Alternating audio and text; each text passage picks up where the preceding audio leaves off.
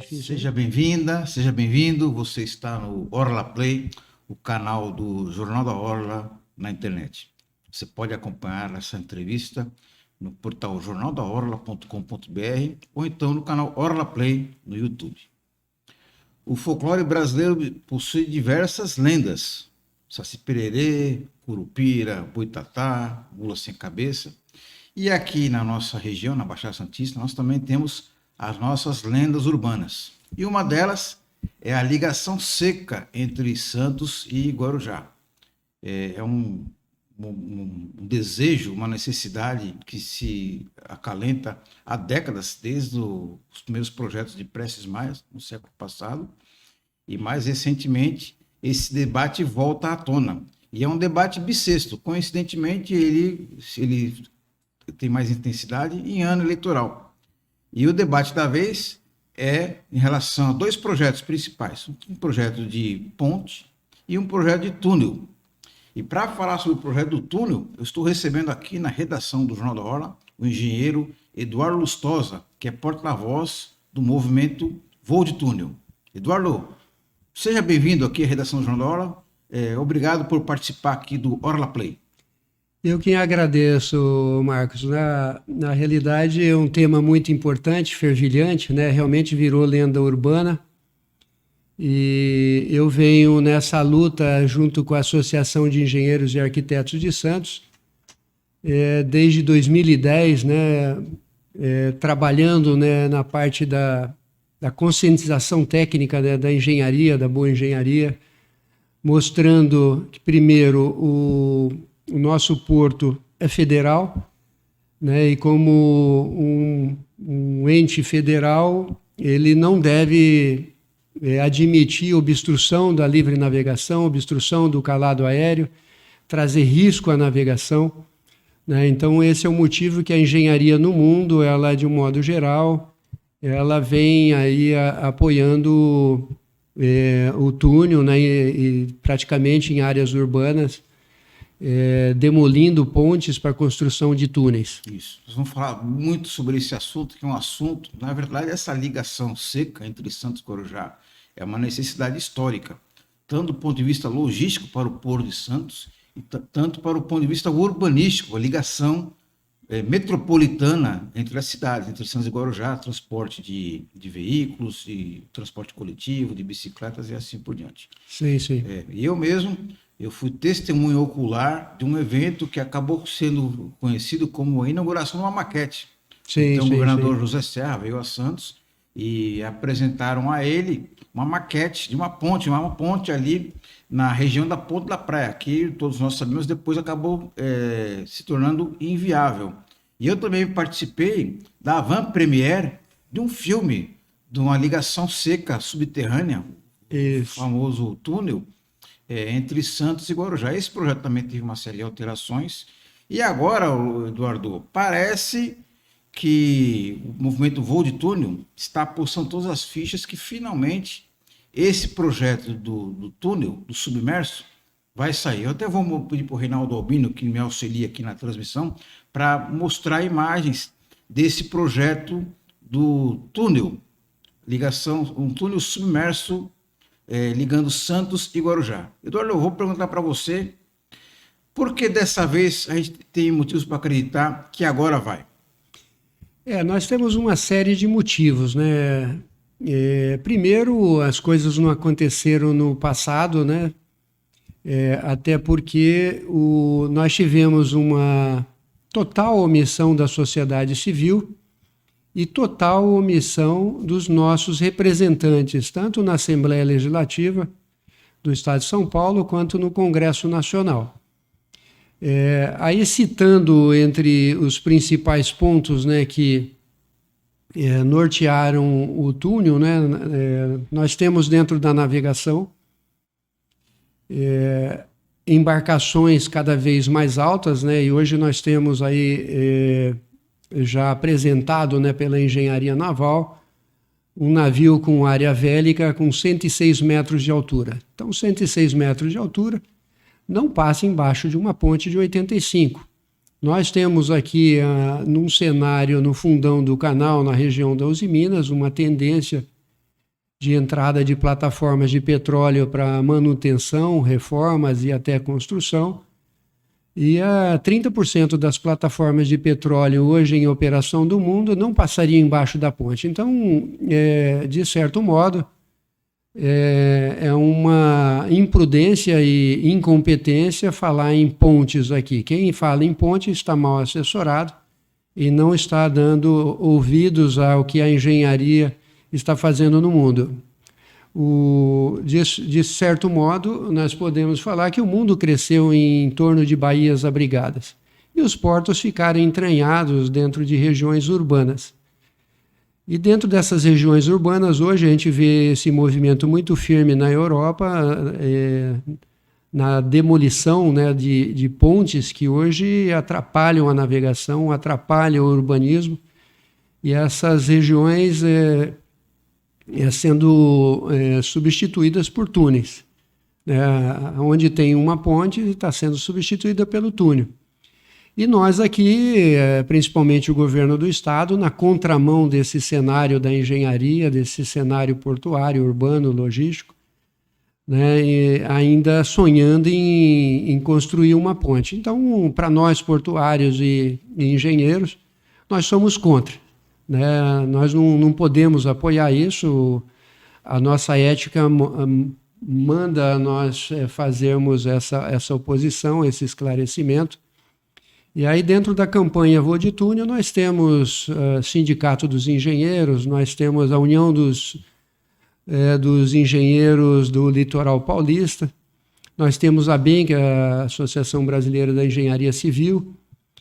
Né? Então, praticamente 9 associações de engenharia e arquitetura aqui da nossa região da Baixada Santista. Então, o governo do estado tem todo o tempo do mundo para aprender, enxergar, reverter essa posição, e assim nós convidamos eles a mudarem esse projeto deles de uma ponte para um túnel. Aí vai ter o nosso apoio e nós vamos continuar, vamos de túnel. Eduardo, esse é um projeto complexo, grande. Sim. E, logicamente, demanda um grande investimento. De onde vai vir o dinheiro para viabilizar essa ligação subterrânea? Hoje nós temos já publicado, Marcos, a PPI assinada pelo ministro Paulo Guedes, né, colocando aí no dotamento orçamentário, aceitando o túnel como uma obrigação. Né? Então, o Paulo Guedes assinou isso. Nós temos dentro do Ministério da Infraestrutura o ministro Tarcísio, né, junto com o Piloni, reconhecendo que o túnel é a obra correta, que não cabe ponte. E nós temos um chamamento da autoridade portuária aperfeiçoando aquele projeto da Dersa, né, que tinha algumas críticas, né, principalmente com desapropriações, e ali na região do Macuco. Né, hoje nós temos um novo projeto que você viu no filme, né, que praticamente as embocaduras em Santos elas estão dentro da perimetral do porto, e a chegada no Guarujá também dentro de áreas federais, né, utilizando uma faixa de 55 metros do domínio, área de domínio da usina de Itatinga. Nessa obra, a fiação da usina de Itatinga ela vai ser embutida e também vai ser eliminada essa restrição que hoje já atrapalha o porto com 76 metros de altura. Né? Então, isso significa que navios já não vêm a Santos por conta dessa catenária, né, da fiação de alta tensão da usina de Itatinga. Então, a chegada no Guarujá ela está assim, fantástica para o urbanismo, né? Chegando com o VLT, chegando com o túnel na Praça 14 Bis, chegando no aeroporto metropolitano do Guarujá, muito importante, né? Então, um túnel Santos-Guarujá, Guarujá-Santos, em que o VLT, além de atender esse pessoal todo, vai passar na Santos Dumont, atendendo os portuários, atendendo essa demanda que vem de São Vicente, Santos e Guarujá, não só para porto, mas para turismo, para deslocamento de trabalhador, que hoje, aí, se nós somarmos essa demanda, né, nós temos aí, para mim, é mais de 50 mil trabalhadores que sofrem para ir, sofrem para voltar, e um custo pesadíssimo para o cidadão santista, o cidadão metropolitano, e que traz uma ineficiência ao porto, ao retroporto, à indústria. Né? E além dessa condição urbana que nós vamos tratar nesse primeiro fórum de mobilidade urbana, primeiro fórum voo de túnel de mobilidade urbana, nós vamos discutir, né, em ambas as margens, em ambas as cidades, os aspectos de impacto, né, mostrando a importância desse túnel para o desenvolvimento da região, não o desenvolvimento só do porto. O ministro da Infraestrutura, Tarcísio Gomes de Freitas, que aliás é pré-candidato ao governo do estado de São Paulo, ele vem declarando, na verdade, ele está associando a viabilização desse túnel ao processo de privatização da autoridade portuária, que se chama de desestatização. Sim. Também um outro assunto controverso, que também existem pessoas que apontam vantagens, outras pessoas que apontam muitas dúvidas com relação ao modelo de desestatização do maior porto do Brasil, também da América Latina. O movimento Voo de Túnel não teme que esse projeto, a construção do túnel, seja inviabilizado por estar atrelado a esse processo de desestatização? Não é melhor ter um plano B? A grande controvérsia, né, você narrou já bem essa dificuldade, é o conflito de interesse, né, a gestão do porto cair em mãos erradas, né?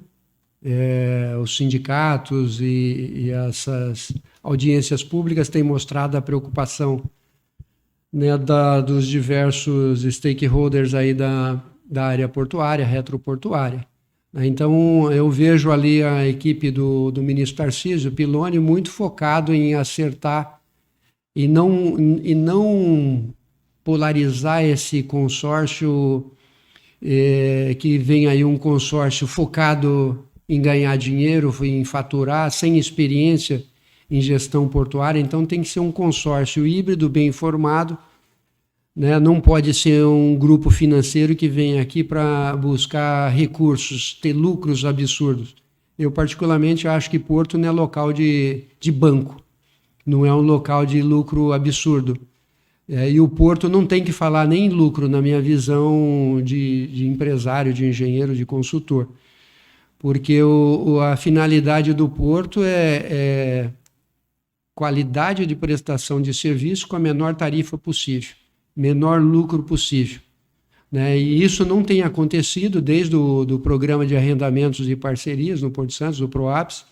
Nós temos visto aí empresas vindo aqui buscar juros além, lucros além do normal, como se aqui fosse uma plataforma financeira melhor que banco. Exemplo da Opportunity. Alguém falou para eles, melhor do que banco é o porto. Lá nós vamos ganhar muito dinheiro. Então, esse equívoco aparente, ele tem que ser excluído desse processo de desestatização, e eu vejo aí a equipe do Ministério da Infraestrutura muito focado numa modelagem, e eu penso que eles vão ter muita dificuldade em chegar num modelo adequado, porque a sociedade civil está muito atento a isso, as entidades portuárias também, né, e as contribuições estão chegando com bastante importância para o processo. Agora, Eduardo, você não acha que seria mais seguro fazer uma pressão política de modo a garantir que o governo federal ele preveja no orçamento da União e toque a obra em si, em vez de ficar esperando uma variável tão incerta quanto a desestatização do porto? Esse governo ele tem enxergado a necessidade de o governo ficar focado naquilo que é essencial, segurança, saúde, e habitação, e essa coisa que tá mais afim com a atividade federal, saindo de várias atividades. Eu, particularmente, enxergo Porto como uma zona de fronteira internacional, que o gestor portuário ele é uma coisa e a autoridade portuária é outra. Da mesma maneira que você não privatiza a autoridade portuária, você não privatiza a autoridade aduaneira, que é a alfândega, a autoridade marítima, que é a Marinha, e a autoridade sanitária, que é a Anvisa, a autoridade agrícola, que é o Ministério da Agricultura. Né? Então, são coisas que estão na soberania, na zona de fronteira, como a Polícia Federal também. Isso você não pode privatizar. Então, a autoridade portuária, junto com a ANTAC, elas vão estar ali com a função estratégica da soberania nacional numa zona primária, alfandegada, né, como qualquer fronteira do país. Então, eu vejo a obrigação, né, de manter essa autoridade portuária. Agora, quem vai ser o gestor, aí sim, esse vai ser privatizado. Eu vejo caminhando muito claramente para isso. Né? E o recurso para isso está na desestatização. O novo gestor portuário ele vai ter a obrigação de... E quanto será o investimento na obra? 3,8 bilhões está se trazendo ao valor presente hoje, mas esse novo gestor ele vai colocar aquilo que é possível, né, dentro desse, considerando praça de pedágio, né, ele vai colocar o que for possível ali e a diferença que transforma o empreendimento em negativo vai ficar por conta do governo federal. Né, para ser viável nesses 35 anos, você ter atrativo para a iniciativa privada. Tá certo. Eu conversei com o Eduardo Lustosa, que é o porta-voz do movimento Voo de Túnel, que na sexta-feira promove um evento aqui em Santos, em que é aguardada a presença do ministro da Infraestrutura, Tarcísio Gomes de Freitas, e também do presidente Jair Bolsonaro. Tarcísio, só para finalizar, em que sentido é importante a presença, a participação do presidente nesse evento? O Porto é federal, né? A solução é federal. E só relembrando, né, aí na gestão do governador Serra, o secretário de Transporte Mauro Arce, e a autoridade portuária e o Ministério dos Transportes na época era favorável à ponte. Então, aquele que deveria proteger o principal canal de navegação, proteger o futuro do porto, proteger a maior demanda de contratos de comércio internacional, que alimenta a nossa indústria, que alimenta o povo, que alimenta o comércio internacional, a autoridade portuária, junto aí com todas as nossas entidades portuárias, né, com Sopesp, Abitrai, etc., se calaram. Então, é aí que eu digo que até hoje não saiu, porque não saiu, foi a sua pergunta lá atrás. Isso não saiu até hoje por omissão da sociedade civil, omissão dos nossos representantes na Assembleia Legislativa, omissão no Congresso Nacional e principalmente a nossa, né, que deixamos 92 anos desde a história, nós não tivemos um movimento como nós temos hoje no Voo de Túnel. Hoje nós temos aí, caminhando para 130 apoiadores, 15 mil assinaturas, e a sociedade civil completamente heterogênea, envolvida em apoiar esse movimento, e não tem volta, né? Hoje ele sai ou ele sai, né? Porque o navio atrapalha a balsa atrapalha o navio, e 50 mil pessoas na nossa região metropolitana estão sofrendo nessa coisa, ampliando cada vez mais o risco nessa travessia obsoleta Santos e Guarujá, e Guarujá-Santos. Tá certo.